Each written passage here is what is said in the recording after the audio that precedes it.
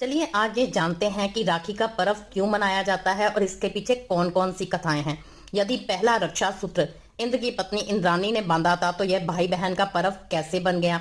राखी के साथ तिलक लगाकर चावल का अभिषेक क्यों किया जाता है। नंबर 1, राक्षसों और देवताओं की हमेशा से युद्ध, लड़ाई, अपसाद, असमानता चली आ रही है। राक्षसों का स्वर्ग पर चढ़ाई करना, उसे छीनने का बार बार प्रयास करना और देवताओं का बार बार परास्त होना एक बार नहीं हजारों बार हुआ। ऐसे ही एक युद्ध में सभी देवता परास्त हो गए, केवल इंद्र की बारी थी और इंद्र जानता था कि मैं इस युद्ध को कभी भी जीत नहीं सकता। इंद्र की हार निश्चित थी, इस बात का उसे भली भांति ज्ञान था। तब गुरु बृहस्पति ने इंद्र को रक्षा सूत्र बांधने का सुझाव दिया। इंद्राणी ने तुरंत एक धागा अभिमंत्रित किया, उस धागे में अपने तप की शक्तियां संजोकर इंद्र के कंधे पर बांध दी।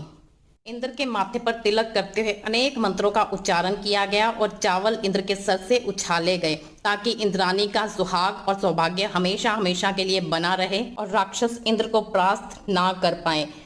धागे की ताकत कहिए या इंद्राणी की या इंद्र की किस्मत, ऐसा ही हुआ, इंद्र युद्ध जीत गया। दूसरी कथा अनुसार जब विष्णु भगवान ने वामन अवतार लिया तो राजा बलि से 3 पग भूमि मांगकर उसे पाताल लोक का राजा घोषित कर दिया। राजा बलि विष्णु भगवान का बहुत बड़ा भक्त था। उसकी श्रद्धा, निष्ठा, प्यार, स्नेह सब विष्णु भगवान के लिए थे।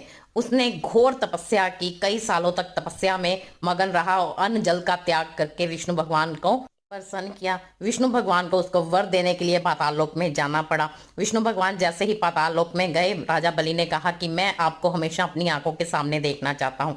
भगवान विष्णु ने तथास्तु कहा और पाताल लोक में ही रुक गए। देवी लक्ष्मी की व्याकुलता बढ़ती जा रही थी। वो सोच रही थी कि भगवान वापस क्यों नहीं आ रहे।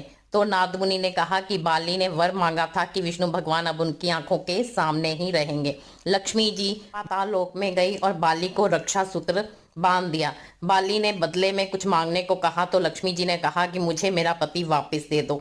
जब बाली ने पूछा कि आप कौन हैं तो उन्होंने कहा कि मैं लक्ष्मी हूँ। इस तरह से लक्ष्मी जी भगवान विष्णु को वापस ला पाई। तीसरी कथा अनुसार महाभारत में एक प्रसंग है जिसमें जब शिशुपाल का वध करने के लिए श्री कृष्ण ने सुदर्शन धारण किया तो उनकी उंगली पर चोट लग गई जिससे रक्त बहने लगा।